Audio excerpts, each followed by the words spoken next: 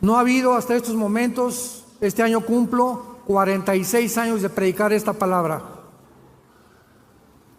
Y en estos 46 años que tengo predicando la palabra de Dios, no he podido encontrar a ninguna persona de ningún carácter, de ninguna disciplina académica que pueda contradecir que no ha habido ningún personaje en la historia como Jesucristo por tres razones principales.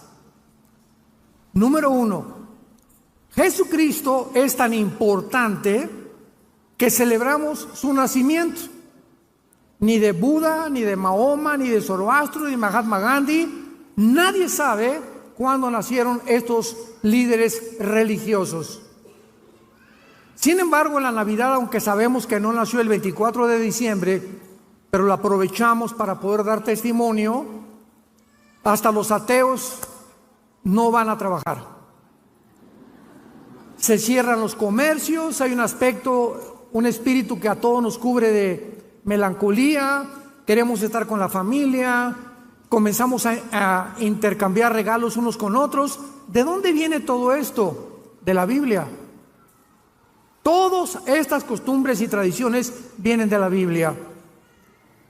Hace algún tiempo tuve una discusión con un ateo por radio y me dijo de alguna forma tan burlona: yo ni siquiera creo que Jesucristo existió. Y le pregunté, ¿me puede decir qué fecha es hoy? 19 de mayo de 1991 me contestó. Y le dije, ¿desde cuándo comenzamos a contar? 1991. No sabía dónde esconderse. Volteaba a ver las lámparas, volteaba a los lados, hasta que me dijo, desde el momento que nació Jesucristo. El personaje tan importante de Cristo es tan impactante en la historia que la historia fue dividida por él. Y se cuenta la historia antes y después de Cristo. No es antes y después de Buda, antes y después de Zoroastro, antes y después de Mahoma, es antes y después de Jesucristo. Y en tercer lugar, es tan impactante la vida de este hombre que en esta semana que estamos celebrando por el amor de Dios, aunque para los cristianos todas las semanas son santas. Así que esta no es solamente la Semana Santa para nosotros, es para el mundo y la aprovechamos otra vez para dar testimonio. Pero la muerte de Cristo, el nacimiento de Cristo y la historicidad de Cristo son inigualables. Señores ateos que nos visitan, agnósticos, escépticos, estudiantes de la universidad, y este hecho es simplemente para que te intereses en conocer la vida de este personaje.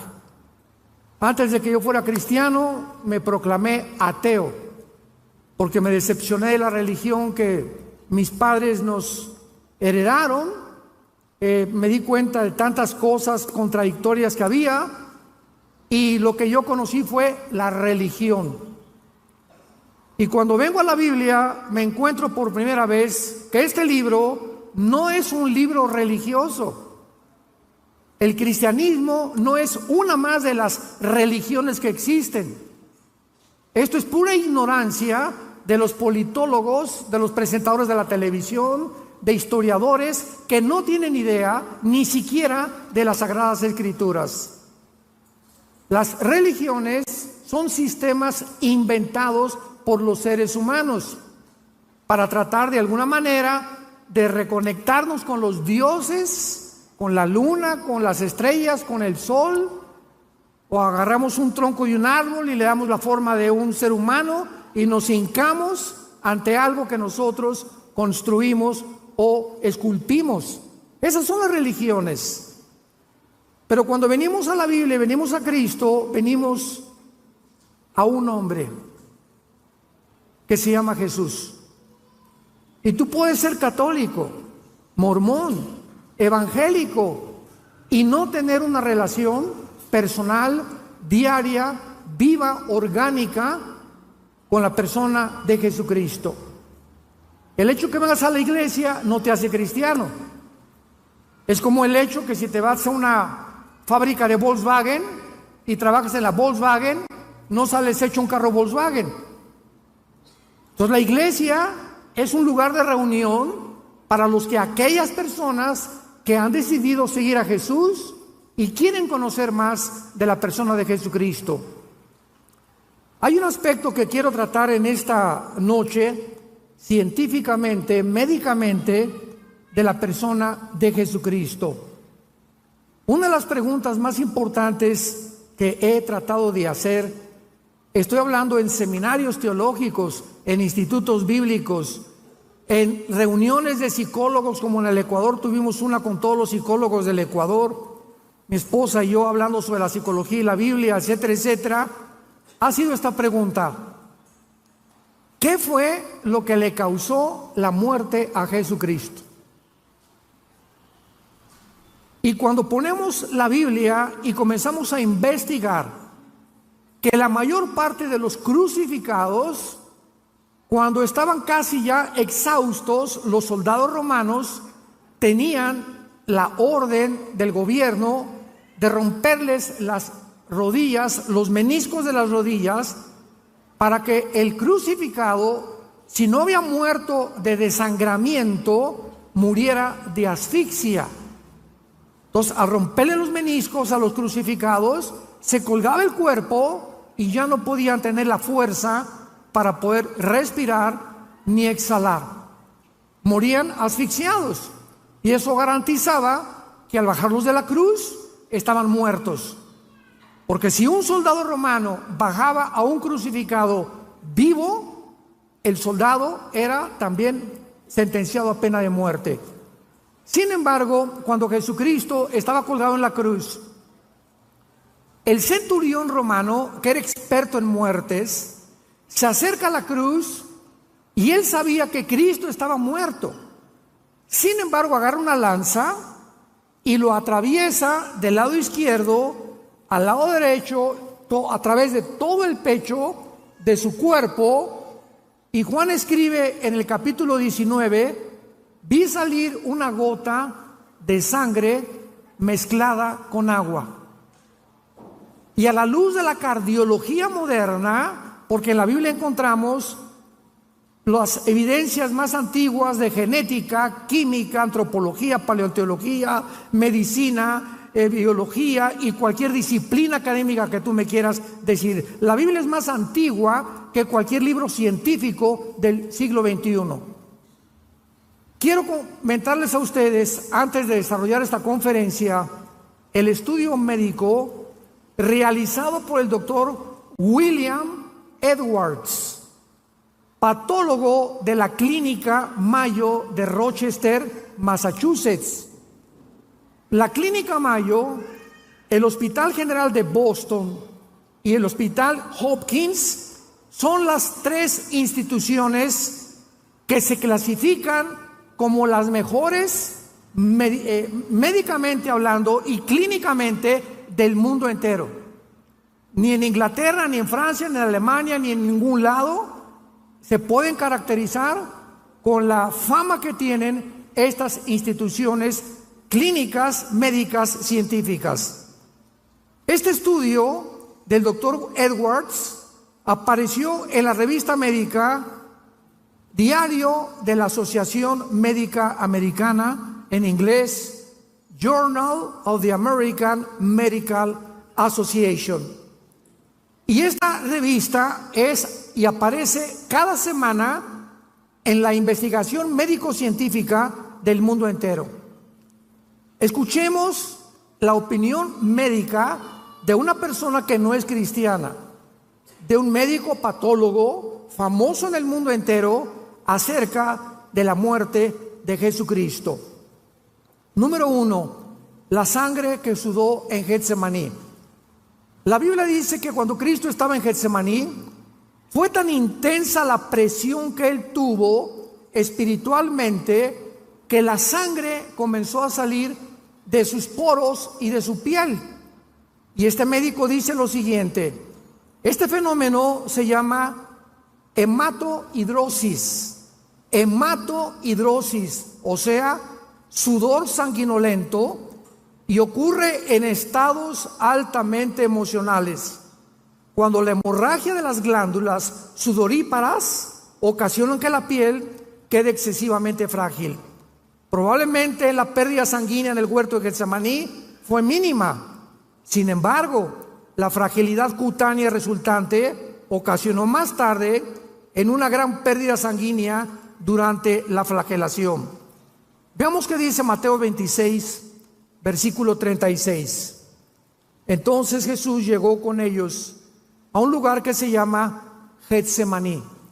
La palabra Getsemaní en el hebreo es Yesemana o Getsemaní, que significa el aceite prensado. O sea, cuando se aprietan las uvas, ¿verdad?, sale el líquido. Cuando se aprietan las aceitunas, sale el aceite de olivo.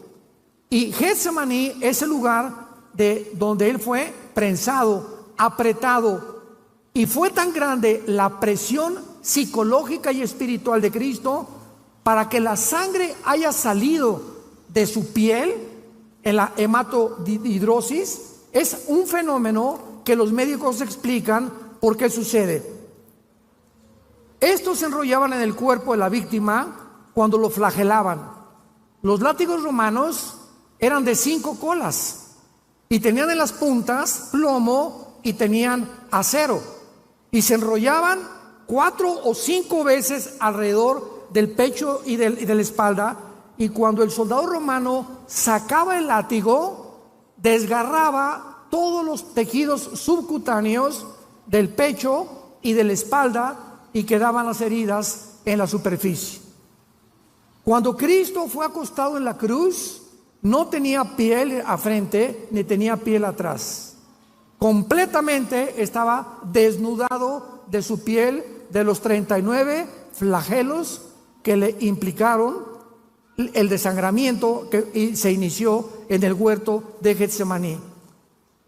El grado de pérdida sanguínea, dice el médico Edwards, determina el tiempo que la víctima sobrevive en la cruz. La pérdida apreciable de sangre prepara el terreno para un estado de shock hipovolémico, que es un estado donde existe una discrepancia entre la capacidad de los vasos sanguíneos y su contenido. La hipovolemia significa disminución del volumen sanguíneo por pérdida de sangre o deshidratación. En otras palabras, después de los 39 latigazos que le dieron a Cristo, imaginémonos la pérdida de sangre que él sufrió. Cuando la sangre comienza a salir del cuerpo, médicamente hablando, la hipovolemia, comienza a haber una descomposición tremenda mental que hace que las personas pierdan completamente la brújula, ya no coordinen sus pensamientos, ya no sepan, se desmayan o la mayor parte de las veces gritan que por favor los maten antes de seguir sufriendo los latigazos. Jesús fue tan debilitado por los 39 latigazos que la Biblia dice que no pudo cargar el patibulum, o sea, el palo central de la cruz, porque desde el pretorio romano, donde fue flagelado, hasta el monte Calvario, había 800 metros, casi 1 kilómetro de distancia. Entonces, la pérdida de sangre en Getsemaní, la pérdida de sangre en los clavos y los latigazos que le dieron, porque le rasgaron la piel con clavos también los soldados, le impidió a Cristo, que tenía una salud excelsa, ¿verdad? Si era el Hijo de Dios, jamás se enfermó, comía pescado, comía miel, comía cosas, no bebía Coca-Cola, ni azúcares tampoco, pero estaba tan débil que tuvo una persona llamado Simón de Cirene que ayudarle a cargar el palo central de la cruz. Dice la Biblia que sus heridas en la espalda fueron cubiertas con un manto de púrpura, el cual, cuando llegó a la cruz y lo acostaron, le quitaron el manto y la piel que le quedaba fue arrancada, porque en los 800 metros que caminó hacia la cruz, se le pegó la sangre coagulándose con la tela del manto, y al quitarle el manto le desgarraron todo lo que le quedaba de piel. O sea que cuando lo acostaron a Cristo sobre la cruz, era completamente sin piel. Imaginémonos el dolor de la fricción de su carne viva con la madera del patíbulo. En la crucifixión, los brazos de la víctima eran totalmente estirados, de esta manera. Y los clavos eran colocados entre el hueso radio y el hueso carpo de las muñecas. O sea, a Cristo no le pusieron los clavos aquí. Cristo fue crucificado aquí en las muñecas. Ahí fue en el carpo y en el radio donde entraron los clavos. Y aunque no producían fractura, el daño al periósteo, que es la membrana que cubre los huesos, era dolorosísima. La mayor parte de las víctimas de la crucifixión en ese momento perdían el conocimiento del dolor tan intenso de la entrada de los clavos en estas partes de las manos. También los clavos le cortaron el nervio mediano médicamente, lo cual le ocasionó a Cristo espasmos intensísimos de dolor en los brazos durante todo el procedimiento. Todo esto produjo una parálisis en parte de sus manos que se llama los ligamentos o mano de garra, donde la mano comienza a perder ya el control y se hace así y ya no puede abrirla del dolor tan intenso de los clavos en el carpo y en el radio. Los clavos de los pies, dice este médico, atravesaron los huesos del tarso y seguramente le ocasionaron lesiones en sus nervios. El mayor efecto fisiológico es lo que se llama la interferencia con la respiración normal, especialmente durante la exhalación, ya que el cuerpo tiende a fijar el tórax en estado de inhalación y el crucificado está colgado y no puede hacer esto, respirar y exhalar, porque el peso de los clavos, al tratar de hacer esto, le produce más presión en las manos y más presión en los pies. De acuerdo a los análisis de respiración, primordialmente con el diafragma y de forma superficial, resultan en una retención de dióxido de carbono en la sangre. Y esto es lo que produce y lo que produjo a millones de personas ahora que hubo la pandemia, cuando nos mandaron ponernos un pañal en la boca. ¿Qué te produce el pañal en la boca? Que los estreptococos se te vuelven a meter, no respiras el oxígeno que necesitamos y después la Organización Mundial de la Salud dictamina que no servía de nada. Impresionante lo que hicieron con nosotros. Continuaron en el cuerpo de Cristo calambres musculares, hormigueo en los brazos, por la posición tan incómoda, y se agregaron a la molestia de la respiración, porque en cada momento que respiraba era un dolor y un martirio agonizante, lo cual casi siempre llevaba a la asfixia a los crucificados. Otros factores, dice el médico Edwards, que contribuyeron a la muerte del crucificado variaban, pero siempre era deshidratación, arritmias cardíacas inducidas por el estrés, insuficiencia cardíaca por la acumulación rápida del líquido en la cavidad pericárdica o en cavidad pleural. Y finalmente, un aspecto médico de la muerte de Jesús ha sido gran controversia y es el tema que quiero desarrollar. ¿Qué fue científicamente o médicamente? Se van a sorprender ustedes lo que le causó la muerte a Cristo. Cuando el soldado romano le atravesó el costado, le atravesó lo que se llama el pericardio, que es una membrana que cubre el corazón, y el endocardio, que es una membrana que está dentro casi en el corazón. Y cuando Juan escribe hace 2000 años, vi salir una gota de sangre y una gota de agua, de acuerdo a los cardiólogos del siglo XXI, la mezcla de la sangre con el agua es por la rotura del pericardio. O sea, Cristo ya estaba muerto antes de que el soldado le atravesara con la lanza el costado.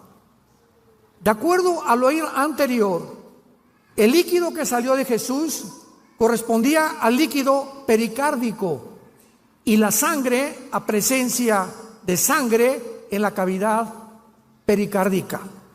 El corazón está forrado por dentro por la membrana llamada el endocardio, después una capa muscular llamada el miocardio, forrada por el pericardio, con dos capas, pericardio visceral y pericardio parietal.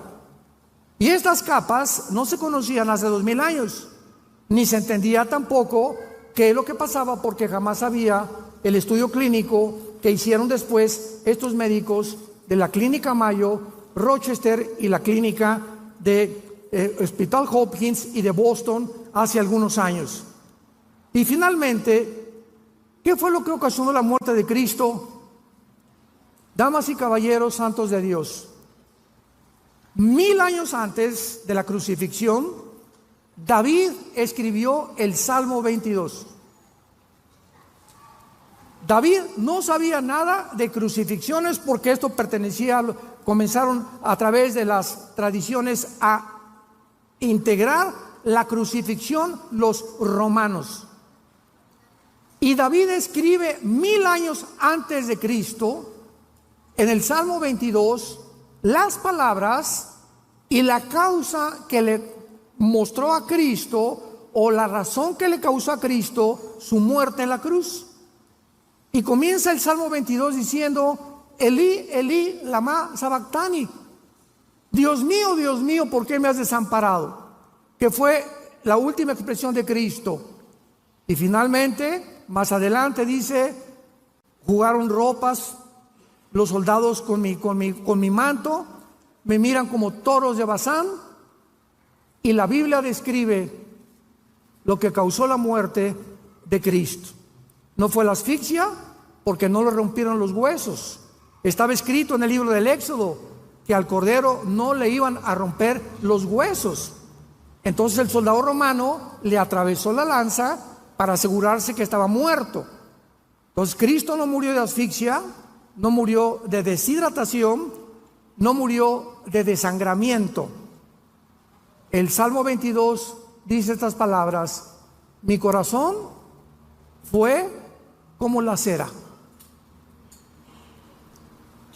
Cristo muere cuando tus pecados y mis pecados son puestos sobre de él, y el dolor de llevar tus pecados, tus adulterios, tus robos, tus asaltos, tus violaciones, tu drogadicción, tus fornicaciones, nuestros robos, todas las cosas que tú y yo habíamos hecho fueron puestas sobre su cuerpo, y el dolor fue tan intenso que el corazón le explotó. Cristo muere de dolor moral. Si alguna mujer está pariendo, sabe el dolor que tiene cuando el niño va a salir a la luz. Y los dolores son intensísimos del parto, se consideran los más grandes que hay de sufrimiento en el ser humano. Pero para que una persona pueda morir de dolor, hay mujeres que ven a sus hijos morir y lloran y caen: mi hijo murió, mi esposo murió, y vemos a cantidad de personas en los entierros, en los funerales, desesperados por sus muertos y se jalan los pelos.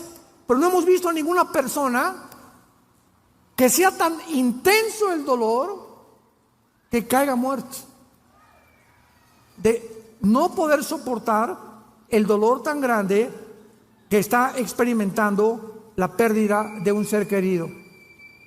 Pues Cristo muere y paga por tus pecados y paga por mis pecados, y esto es lo que nos habla claramente de la evidencia que le estalla el corazón de dolor moral.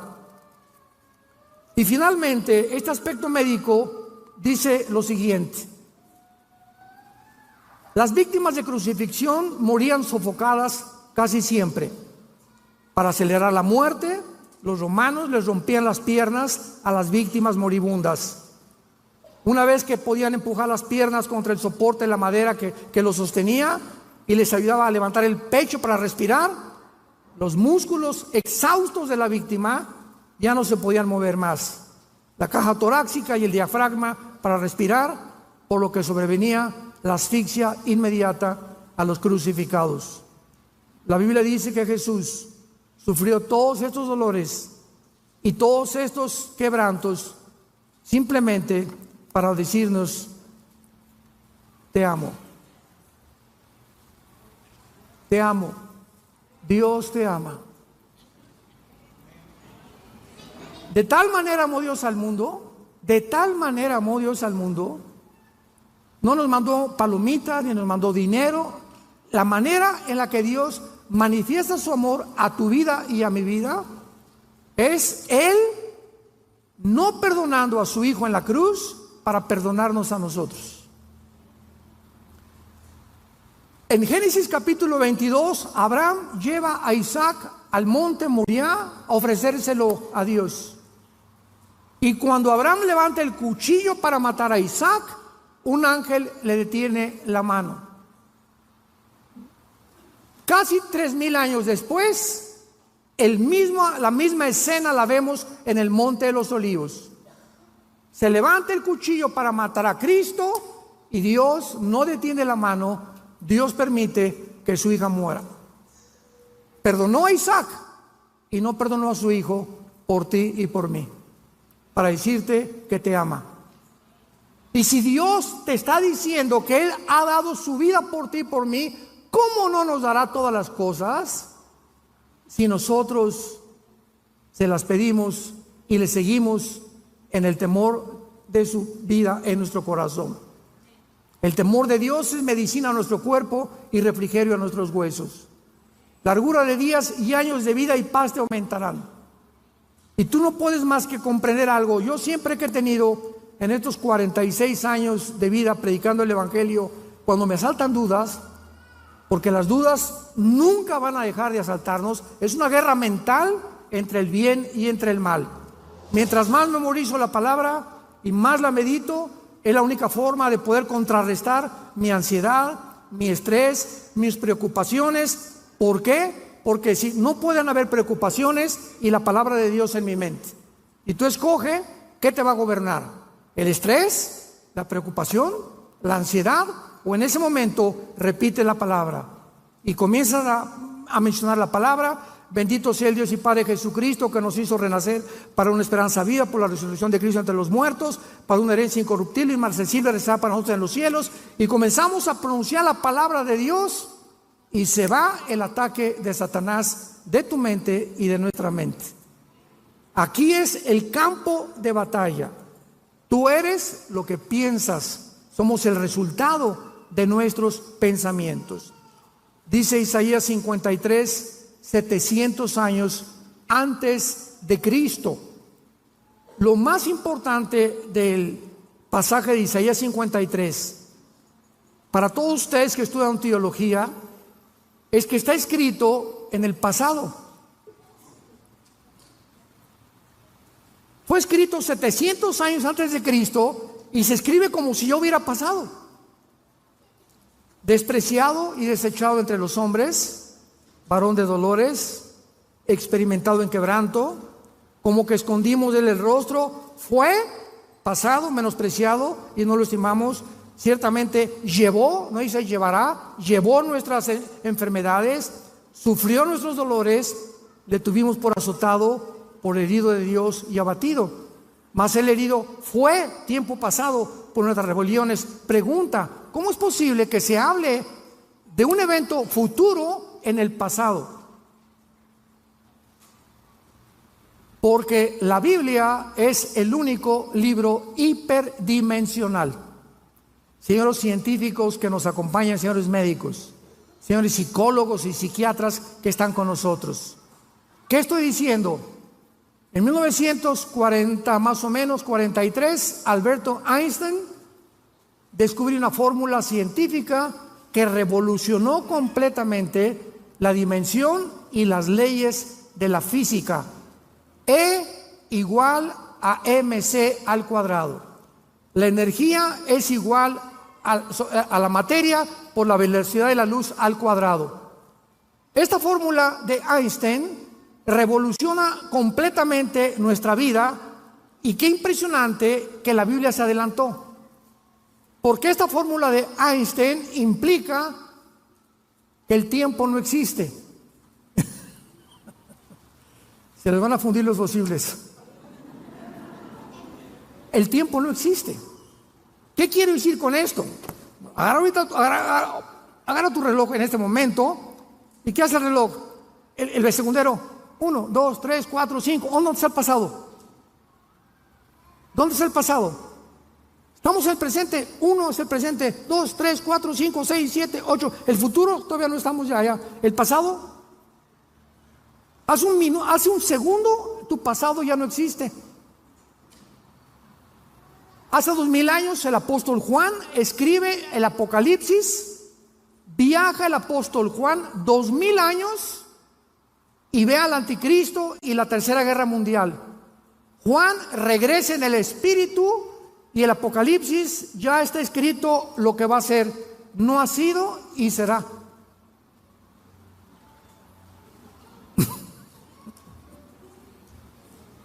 El profeta Isaías escribe en el capítulo 53 de su libro que Cristo fue desechado, entregado, etcétera, etcétera, y no había sucedido más que en el futuro. Y cuando encontramos que la fórmula de Einstein demuestra que el tiempo no existe, el tiempo se incluye desde Einstein como la cuarta dimensión.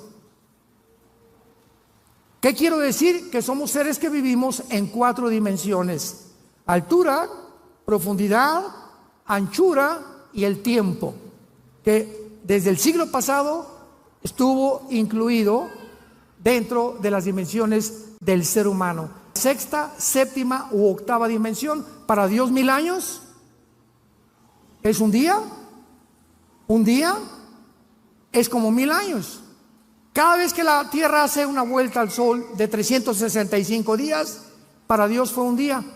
Para nosotros fueron 365 días que pasaron en nuestro tiempo. Y si yo me voy a la Luna o a Marte con un traje de astronauta y salgo mañana, vamos a poner que mañana es el 10 de abril, y regreso dentro de un año y tengo 30 años de edad, cuando yo regrese el año que entra, mi esposa va a tener 5 años más que yo.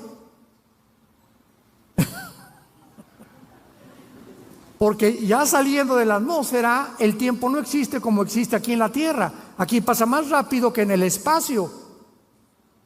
¿Y cuántos hombres dicen, no, pues yo me quiero ir a Marte, no? Hermanos, todo lo que estoy compartiéndole a ustedes es maravillosa. La Biblia es maravillosa. O sea, el Ramayana, el Popo, el Tripitaka, los Vedas de los persas, el Corán, no hay un libro religioso ni científico que tú me puedas decir que nos explique de dónde venimos, quiénes somos y a dónde nos dirigimos.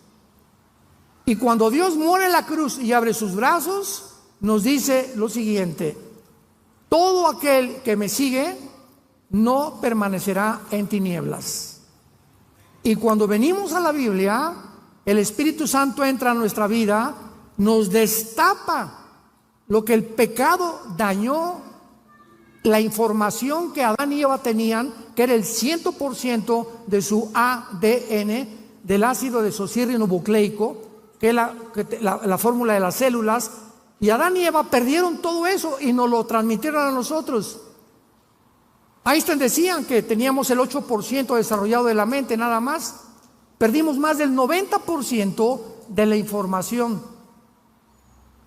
Y la única forma de recobrar esta información, para que tengas la seguridad de morir en paz y de saber que nunca, nunca Dios te va a abandonar, que nunca te va a dejar, y que en medio Él es nuestra fortaleza, nuestra angustia, y que Él es nuestro amparo y nuestro refugio, como las alas bajo la gallina cubre a sus pollitos. Fortaleza mía, castillo mío, mi Dios, en quien confiaré, decía David, es teniendo a Jesucristo como tu Salvador. Comienzas a entender el mundo. Vamos a hablar de esto mañana en el desayuno. Impresionante como el mundo llegó a su fin.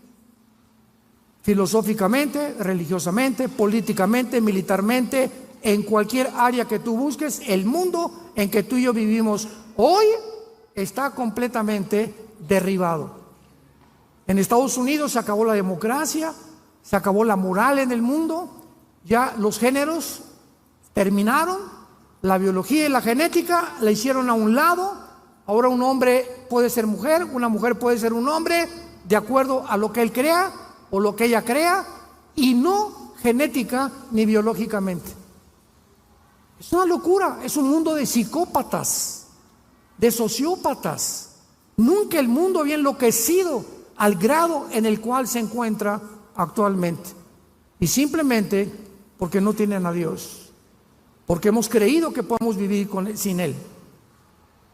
¿Qué importancia tiene la muerte de Cristo para todos nosotros? En primer lugar, la muerte de Cristo fue el tema que más intrigó a los profetas hebreos.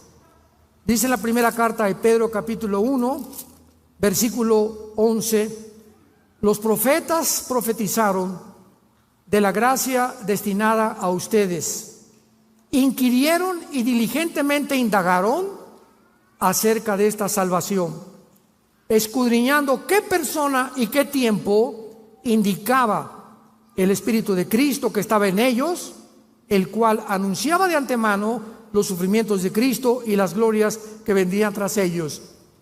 En la cruz del Calvario había dos grupos de personas: los religiosos, los fariseos, supuestamente los doctores de la ley. Y del lado izquierdo estaban los griegos, los filósofos de Atenas, los discípulos de Zenón, los epicúreos, los estoicos, los grandes pensadores de la historia en aquel tiempo. Los religiosos, los fariseos, voltearon a la cruz y dijeron: porque la Torá, nuestra ley, dice maldito el que es colgado en un madero. Entonces, ¿cómo puede este hombre decirse que es hijo de Dios cuando nuestra ley dice que los que son crucificados son hechos maldición? No puede ser este el hijo de Dios. Comenzaron a ofuscar en sus pensamientos y en su limitada racionalización. Y por otro lado, los griegos veían a Jesús y decían: este no puede ser el hijo de Dios, porque Zeus, nuestros grandes dioses de los titanes de la mitología griega, no podían permitir que a su hijo le hicieran lo que le están haciendo a este hombre. ¿Cómo puede llamarse este el hijo de Dios? Damas y caballeros, los religiosos y los filósofos, Dios enloqueció su sabiduría, porque la palabra de la cruz es locura a los que se pierden. Y no podían, con su mente intelectual y filosófica, como actualmente también, no me importa que seas maestro de filosofía y letras en la universidad, ni que tampoco tengas doctorados en ciencias políticas, si tú no tienes al Espíritu de Cristo en tu vida, no vas a entender la Biblia. Porque los pensamientos de Dios son más altos que los nuestros, y la forma como Dios actúa no es como nosotros.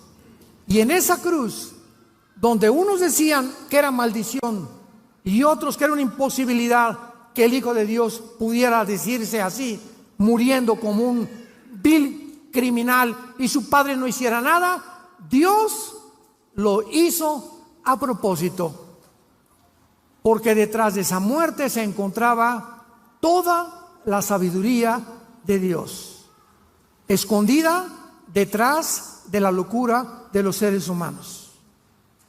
Y eso fue lo que me hizo a mí, por primera vez en mi ateísmo, reflexionar y humillarme delante de Dios. Y se acercó entonces mi hermano Alejandro, que era cristiano, y me leyó este pasaje de 1 Corintios capítulo 1, que dice así: porque lo insensato de Dios es más sabio que los hombres, y lo débil de Dios es más fuerte que los hombres. Lo que para ti es locura, para Dios es sabiduría. Porque lo que tú calificas como locura, Dios lo hizo a propósito para que no lo busques intelectualmente, sino para que te humilles delante de Él, recibas a Cristo y Él te abra el entendimiento y te diga: 2 más 2 son 4, 5 más 5 son 10. Imagínate un niño de 6 años. Oiga, maestro, ¿qué quiere, chamaco? Tanta molesta que me das. Explíqueme la teoría de Einstein, m igual a mc al cuadrado. Mira, niño, aunque yo te lo explique, no lo vas a entender. Pero ¿por qué, maestro, si mi cerebro es igual al tuyo? Es verdad, pero el mío está desarrollado y el tuyo no. Entonces, cuando tú crezcas y madures en conocimiento, vas a entender lo que ahorita, aunque te lo explicara, no lo vas a explicar. Cuando yo era ateo, Dios me dijo: gusano, chinche, hormiga de agua puerca. ¿Quieres entender mis caminos? ¿Quieres caminar conmigo? ¿Tú crees que puedes comprenderme cuando yo hice el universo? Como le dice a Job: ¿dónde estabas cuando hice la tierra? Cuando medí las medidas de la tierra, la distancia entre la tierra y el sol, el movimiento de gravitación de la tierra, el movimiento de traslación de la tierra, la velocidad de la luz, 300,000 kilómetros por segundo. ¿Dónde estabas tú? Le pregunta Dios a Job. Si eres tan inteligente, dímelo. Dime quién eres, ya para acabar pronto. Y cuando nos damos cuenta que estamos tratando de pelear con un Dios, que si Él existe es lógico, hermanos filósofos, la lógica elemental nos dice lo siguiente: si realmente Dios existe, Él no puede pensar como nosotros, y es una mente inmensamente grande, maravillosa, y si yo quiero aprender, necesito una condición, una sola: ser humilde. Ser humilde, humillarme. Señor, lo que sé, como dijo Sócrates, yo solo sé que no sé nada. ¿Y para qué hizo el sufrimiento? ¿Y por qué permite que los niños se mueran? Qué interesante que los ateos nunca contestan, nos preguntan a nosotros. Nunca un ateo le va a preguntar esas preguntas a otro ateo, o a un agnóstico o a un escéptico. Nunca, jamás. Nos los hacen a nosotros los cristianos, porque de alguna manera en sus conciencias saben que no hay respuestas en el mundo, y por eso viven vidas sin esperanza, sin ninguna seguridad, llenos de estrés, llenos de esperanza, llenos de odio, llenos de maldiciones. ¿Por qué? Porque están enojados contra la vida, porque no entienden la vida, porque no entienden a Dios. Y como dijo don Teofilito, ni lo entenderás hasta que no vengas a la cruz de Jesucristo. Lo insensato de Dios es más sabio que nosotros. Miren, hermanos, que Dios escogió lo necio para avergonzar a los sabios, y lo débil del mundo escogió Dios para avergonzar a los fuertes. ¿Saben lo que dijo el Dalai Lama al Papa Juan Pablo II cuando vino a México?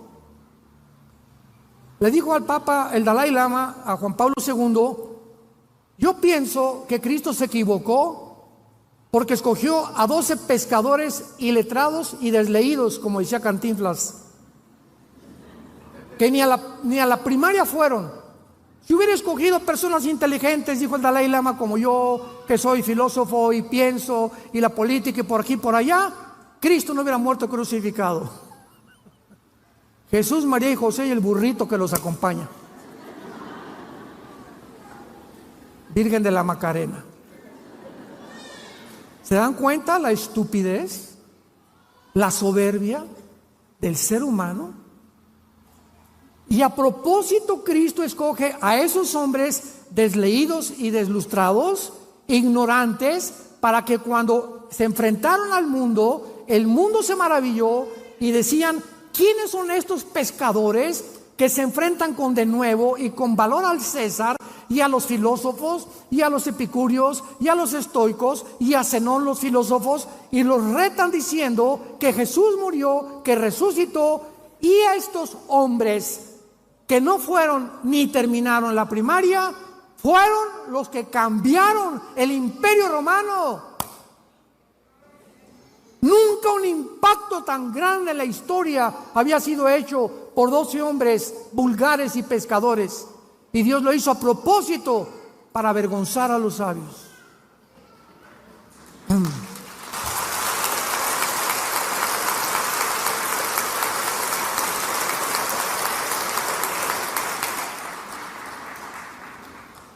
Cristo muere en la cruz para pagar por tus pecados y por mis pecados. Y es la base de su muerte lo que nos puede limpiar delante de Dios. Tú me dices, es que yo hice un asilo para ancianos y yo he hecho orfanatorios para niños y voy a mi iglesia y me persino cada domingo, o voy a la iglesia evangélica o a la iglesia que tú vayas y limpiamos nuestra conciencia. La Biblia dice, el que tiene al Hijo tiene la vida. Puedes tener una religión, te repito, puedes ser católico, evangélico, bautista, nazareno, pentecostal, presbiteriano, dime lo que quieras. No es la etiqueta de la botella lo que determina el contenido, es lo que está dentro de ti. Yo soy esto, yo soy aquel, presbiteriano, bautista por afuera, porque voy a tal y a tal iglesia o a tal denominación, pero dentro de tu vida, ¿tienes tú una relación con Jesús? ¿Amas la Biblia? ¿Amas a tus hermanos? ¿Amas a tu esposa? ¿La respetas? ¿Le eres fiel a tu esposa? ¿Amas a tus padres? ¿Les das un buen ejemplo a tus hijos? Desde que te convertiste, ¿cuántas personas has ganado para Cristo? ¿Te mueres de pasión por la verdad? ¿Estarías dispuesto a morir en tus convicciones por la causa de Cristo? Si tú no contestas estas preguntas satisfactoriamente, no eres más que una persona religiosa de la boca para afuera. Y la Biblia dice, no hay otro nombre en que podamos ser salvos más que en el nombre de Jesucristo. Mas Dios muestra su amor para con nosotros, que siendo pecadores, Cristo muere en nuestro lugar. Herido fue por nuestras rebeliones, molido por nuestros pecados. Todo esto lo ha hecho Dios por ti y por mí, para que hoy vengas, no a una religión, ven hoy, te invito a que vengas a la cruz. A que adores a ese hombre que tienes colgado en un crucifijo en tu casa, sin saber ni siquiera lo que representa. Confundido, tal vez por curiosidad viniste en esta tarde, pero Dios tenía una cita contigo. Dios te ha hablado en esta noche para que tú le puedas entregar tu vida a Jesucristo, arrepentirte de tu vida y considerar, si tú mueres en esta noche, un accidente, una embolia cerebral, un ataque al corazón, un accidente de tráfico, una bala perdida, tú te condenas en el infierno. Puedes burlarte en esta noche todo lo que quieras, pero estas palabras son fieles y verdaderas. Es la palabra de Dios, y Dios tenía una cita contigo para decirte te amo. Fui crucificado, fui muerto y resucitado a los 3 días, para que tú vengas y renueves tu vida conmigo, para que yo entre a tu vida y para que me conozcas y tengas la vida eterna. Les pido que acá incline su rostro por algunos momentos y le digas con todo tu corazón estas palabras a Dios. Señor mío y Dios mío, lo puedes hacer en silencio. Te doy las gracias por haberme permitido escuchar tu voz a través de la Biblia, tu palabra santa. Creo con todo mi corazón que en esa cruz, a través de la sangre que tu Hijo derramó, es el antídoto, es la medicina que tú has provisto para mis pecados. Creo que a los 3 días tu Hijo se levantó de entre los muertos, y porque ahora vive, y lo creo con todo mi corazón, te pido, Señor Jesús, que en este instante entres a mi vida como mi Señor y mi Salvador. Te doy las gracias por darme la vida eterna, y la corta vida que me das o que me queda, la quiero vivir para conocerte a ti y a tu Padre, y vivir para dar testimonio de tu amor en esa cruz. En el nombre de Jesucristo. Amén. Gracias a Dios por la palabra de Dios. Gracias a Dios por la Biblia. Los cielos y la tierra pasarán,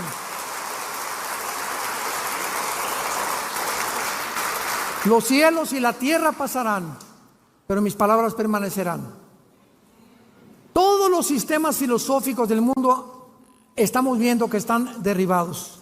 Todo se está derrumbando a nuestro alrededor. El petróleo, el peso, la democracia, el capitalismo, el comunismo, el socialismo, todo, la ciencia, la sexualidad, todo ante nuestro alrededor se está derribando. Si los fundamentos fueran quitados, Salmo 11, ¿qué sería de nosotros?